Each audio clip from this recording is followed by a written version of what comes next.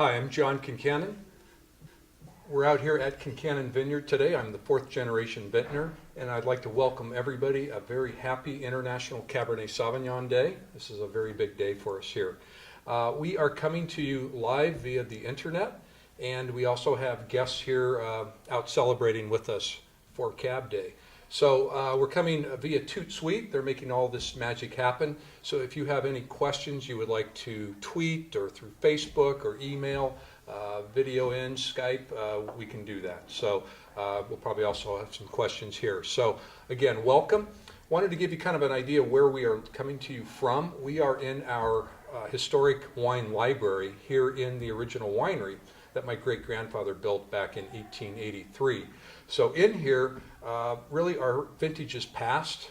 There's been the tradition that my great-grandfather, grandfather, and father would set aside certain cases of wine.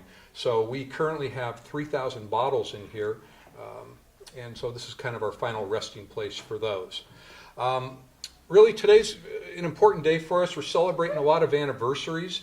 Last year we celebrated our 130th anniversary of being continuously open. Concannon is the oldest continuously operating winery in the United States under the same family label with family stewardship. This year we are also celebrating our 131st anniversary of making Cabernet Sauvignon. And next year we have a really a big anniversary coming. We will be celebrating 50 years of the Concannon Cabernet Sauvignon clone. And this has really been a subject that I've been researching for a couple of years now. And I'm looking forward to sharing a little bit more history about that with you today, as well as our family history, and we're going to drink some wonderful wine as well. So really thank you guys for coming out today and celebrating with us, and folks here in the library with us as well. Thank you. You know, maybe I thought we'd talk a little bit about what makes Cabernet Sauvignon so wonderful.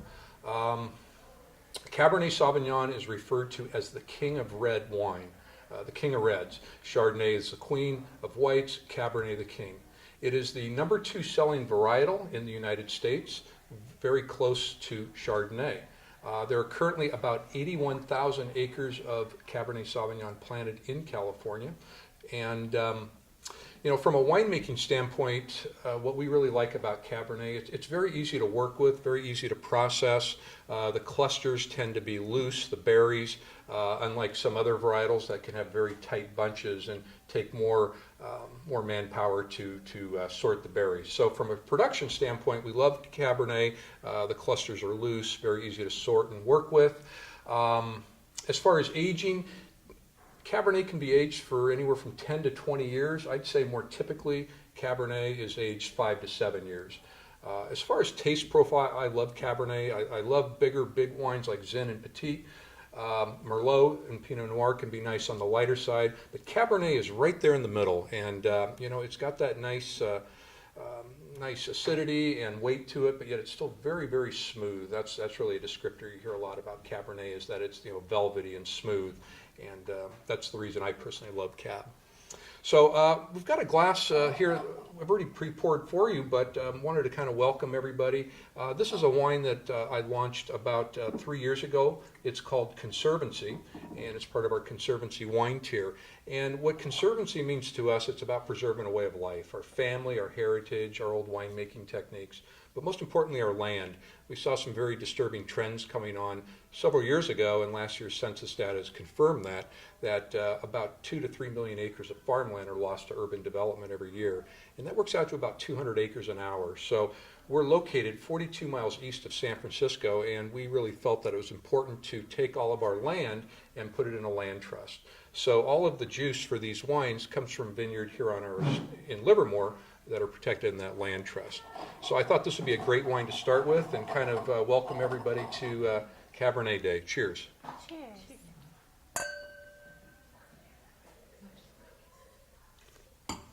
Actually, where we're located here in Livermore, you know, interesting, you know, why we picked Livermore. My great-grandfather founded the winery back in 1883. We're located 42 miles east of San Francisco, and we really have a wonderful growing climate for Bordeaux-style wines. We have warm days and cool nights, which work out really nicely. Now, what is a clone? What is a clone? That's a great question. Okay, So a clone, in viticulture terms, relates to a vine that's pre-selected, and it's usually known as a mother vine or a source vine.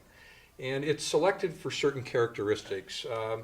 In the case of the Concannon Cabernet Sauvignon clone, our mother vine was selected because of the quality of the grapes that it produced. It tended to be resistant to disease, phylloxera, which has been a root louse that's devastated California multiple times, and it also is high in yield. So those are the three reasons that that mother vine was selected. So from that, you take cuttings, and then you propagate those. And once you do that, then that is the clone. So when you replant that or graft that onto a vine, you get the same characteristics as you do from that mother vine or that source vine. Does that make sense? So this has really probably been the most significant contribution that our family's made to the wine industry to date. This goes back to actually 1965. I think it's the best way to explain what a clone is 1965, my father was working with UC Davis. Really what we saw was, what they saw was in the 30s and 40s, it was becoming very evident that disease was becoming a problem. There was no regulation as far as with vines, and things weren't true to their name. There was just no regulation. So in 1950, UC Davis put together a clean wood program, the Foundation Plant Services did, and that was Dr. Omo was the head of FPS back then, and he took on this clonal program.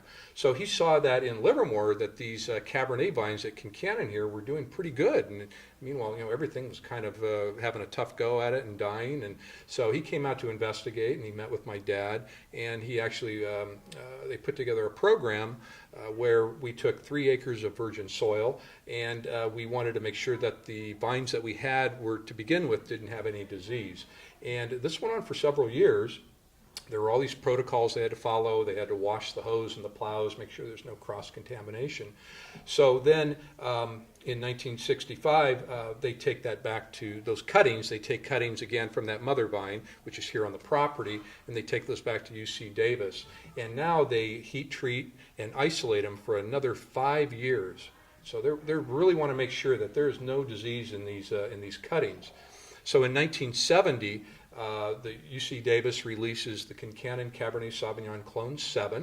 In 1971, they released the Concannon Cabernet Clone 8, and then in 1974, Clone 11.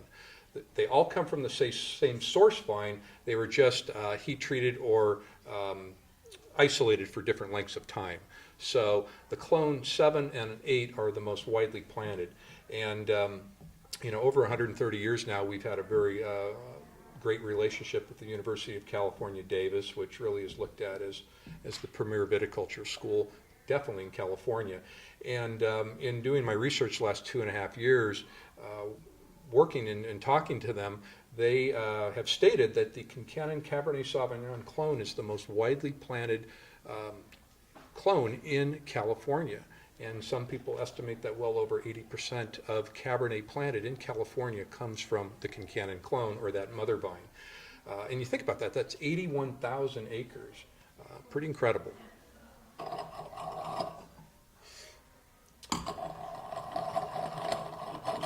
See, we have do we have a question coming in, I see?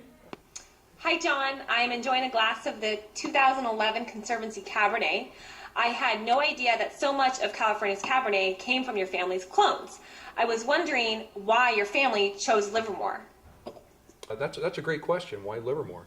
My great-grandfather, he, maybe just a little bit of history about us. He is born on St. Patrick's Day in Ireland back in 1847. At age 17, he comes to America in search of a better life. And he has a couple different business ventures, and to kind of keep him home more, he had a growing family. And so the Archbishop of San Francisco suggested that he get into the production of altar wine for the church. And so they had very detailed geological maps back then. And he didn't tell them to plant in any of the other wonderful wine growing regions here in California. There's a lot of great ones, the Central Coast, you have Napa, Sonoma. But he said, you plant here in Livermore. So why Livermore? In answer to your question, 2 reasons. First of all is our orientation. The way the Livermore Valley is oriented is that we are east and west. and we are one of only 2 valleys in all of California with that orientation. And what that does for the grapes is we maximize the maritime influence coming through the San Francisco Golden Gate Bridge. And we will have up to a 40-degree swing in temperature during our growing season, which is going on right now. So we will have very warm days in the 90s, and then tonight it will drop down 40 degrees down into the 50s, high 50s, low 60s. So the grapes like that. Warm days elevate the sugars and acids. Cool nights arrest and hold that. So you get this nice even rise of acidity and sugar, which you're then going to use to burn off for alcohol. The second reason is our soil. Very rocky here, 70% rock, and the Concannon estate sits literally on an alluvial fan, which is very similar to the Graves region in France. So we have this very even distribution of peat gravel to rock, and what that does is it allows every vine and berry to ripen consistently. So for those 2 reasons, James, my great-grandfather, our founder, discovered that our climate and soil was very similar to the Bordeaux region in France. So he figured whatever grew well there would grow well here, plus he needed to learn from the best. So he's going back to Bordeaux, France, and he stops at Chateau de Chem for the Sauterne cuttings, the Semillons and the Sauvignon Blancs, and then he goes to Chateau Lafite and Chateau Margaux for the clarets, the Cabernet Sauvignons, the Petites, the Merlots. Brings those back and establishes the winery in 1883. So that's why he chose Livermore. And so this is a wonderful wine growing region. We have a lot of history here. There's over 50 wineries. Actually, a Livermore winery took a gold medal at the Paris exposition in 1889 for best wine. So again, a lot of history here. And what's great about coming out to Livermore is you can meet the owners and the winemakers, and we have a lot of fun out here. So I encourage you to come. Thanks for that question. That was a great one. We have a question here? Yeah, actually. Oh, okay. Sure. Just jump in there. Please do. Well, it really caught my attention when you were talking about over 130 years of nonstop being in business here. So I was just wondering how that was possible over such a long period of time. That's a huge accomplishment. Yeah, that is.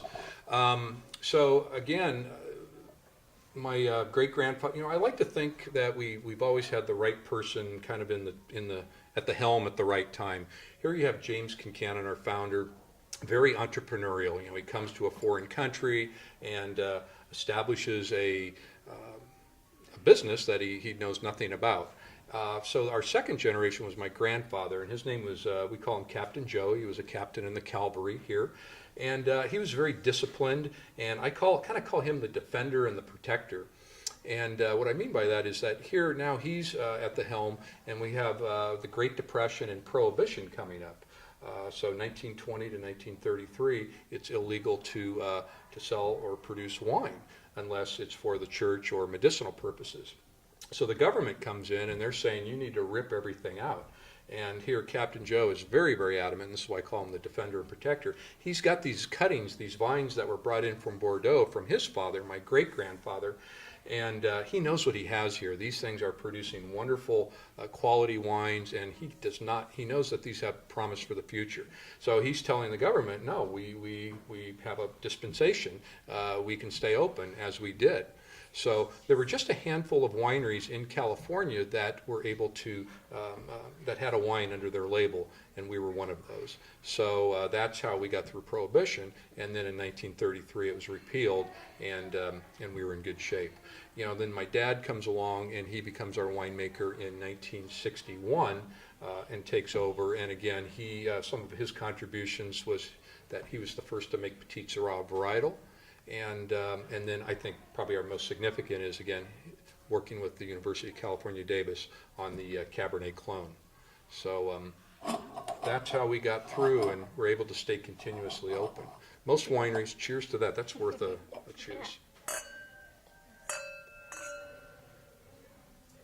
So we're right in the middle now. We've just started harvesting here. Last week we harvested some Sauvignon Blanc. We've got Chardonnay coming up next week. A lot of people have been asking, we are in a drought situation here in California, as we all know. and they ask, how does that affecting the vineyards and the vines? This is going to be an excellent year. The quality is going to be very high. Quantity will be a little less because we really just were able to water what we knew that we would have water for. So the quantity will be a little less, but very high quality. And I really don't think there will be, the public will see any change as far as price, at least from us, because not just us, but most wineries here in California came off 2 very, very strong years. 2013 and 12 were very, very good years. So that's what's kind of happening here. And again, this water conservation is really part of our sustainability practices. That's something I think that, with me being here now, kind of, what am I all about or what's important to me? I think it's a couple things. One, it's preserving our history and researching contributions such as the Concannon Cabernet Sauvignon clone. But I'm also very, very concerned about being sustainable and things like that. So we just recently completed a 10-year revitalization project to the estate here, and the first phase of that was to get the vineyards in good shape. And we wanted to also protect those clones that James brought back from Bordeaux. So with all those efforts, we were one of the first of 13 wineries certified sustainable in the state of California. So again, the drought, it's not a good thing that's happening, but we're going to be just fine, and it's just part of our daily practices anyways. That wine's really opening up nicely. I love that. The other thing too, what I'm really trying to do here at the winery is I'm really focusing a lot of effort on our hospitality experience. Interesting that visiting a winery is the number 2 destination for a tourist in California. And, so I like to refer to it as the Concannon wine experience here. So when you come out here to the winery, we have a lot of different things that you can experience. We have our tasting room, which is open 7 days a week. We have tours, private tours. You can actually have a private tasting here in our wine library. We have blending seminars, and we have award-winning food and wine here in our Underdog Wine Bar, which is open every day of the week. And then we have the wonderful lawn area as well. We just opened an outdoor wine pavilion, and a lot of people love to come out, families, and have picnics and just enjoy the beauty and serenity of a winery. I think there's just something, just as you taste these wines, you hear the words like terroir and things like that, and I really think that the areas really come out in the wines, the aromatics and things like that, and people come out. They it's something magical about wine that brings people together. It's good food, good wine, good company, and the beauty and serenity of a vineyard, surrounded by vineyard at a winery. I think really that's probably why. Visiting a winery is the number 2 destination for someone. So we welcome everybody to come on out here and enjoy some of these wines and bring your family out. Oh, yes. Can I ask another? Sure. I mean, you talked a lot about this beautiful property and spending time with your family. Do you spend much time with Mr. Senior Concannon at this point? You mean my dad? Yeah, your dad. Yes. My dad, my dad really is my hero and mentor. I mean, you come out, he's out here probably once a week, once or twice. He's spending a lot of time with the grandchildren now, but, he's been involved for 65 years. And I think when you're in this industry, it's just part of your life. It's a lifestyle. It really is. And so I've learned a lot from him and just the passion he has for this, and I think it's wonderful that he gets to see kind of all of this coming together and what he and his father and his grandfather worked so hard to do. So I just saw him a couple nights ago. So he's doing great, and when you come out here, chances are you may even get to see him, and I guarantee you that when you meet him, you'll feel like family within a couple minutes in meeting him. So that's really what we're all about here. Is we're very family friendly. We really welcome people here. We've got a great staff, very knowledgeable, and so it's great. We invite you to come on out. Question? And just one question here from those of us not behind the bar. First of all, thanks for having us and sharing this great wine that we're having. I'm curious, does the name Concannon, does that mean anything? Yes. In Gaelic, it translates to wisdom without compromise. And, it doesn't mean that you know everything. It just means you don't compromise on what's important to you. Hi, John. Another question from the audience. We've heard a lot about the men of the Concannon family, but what about the women? Well, a lot of strong women in all generations. We go back to my great-grandmother, Ellen Rowe. She was known as the entertainer of the valley. And again, my great-grandfather, he was on the road a lot. He was going back to France, and she really kind of kept things together here at the winery while he was traveling. And a very distinguished woman from all of the journal entries and people that have reported time with them back in the 1800s. And then you go to my grandmother, and she was from Milan, Italy. So you had Captain Joe, who was kind of this rough and tumble but very charismatic and kind military man. And then my grandmother was from Milan, Italy. So we've actually profiled a couple wines after their two personalities, the Captain Joe Petit Syrah and the Nina Cuvée. And then my mom really, she taught me kind of my whole philosophy on wine, and she loves to cook, and she would always tell me that the food is the star, not the wine. Wine is a complement like bread. So we really fashion our winemaking style after that. All of our wines are very food friendly. They're not overly high in alcohol, nice acidity, nice balance.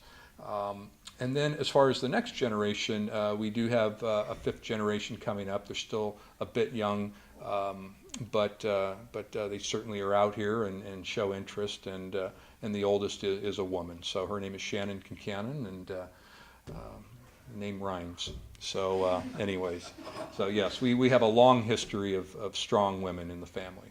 It's a great question. Thank you. Well, good. Well, this has been a lot of fun. This is, again, a really important day for us here, Cabernet Sauvignon Day. It's being celebrated throughout the world, and we've had some wonderful time here today. We've had a lot of guests come out for Cabernet tours we've been giving. We've been doing cheese and Cabernet pairings. We have Cabernet and comedy tonight at the Underdog Wine Bar right next door to us here in the building. But, like I said again, I think there's this beauty and serenity of coming out to a winery, and we are a historical landmark, number 641, and we welcome everybody to come out and visit us and share some of our award-winning wines with us. So, I think with that, I'd like to just say cheers, and from our family to yours, our table to yours. Please enjoy your day, and thank you all for coming out. Really appreciate you hanging out, and sláinte. Cheers.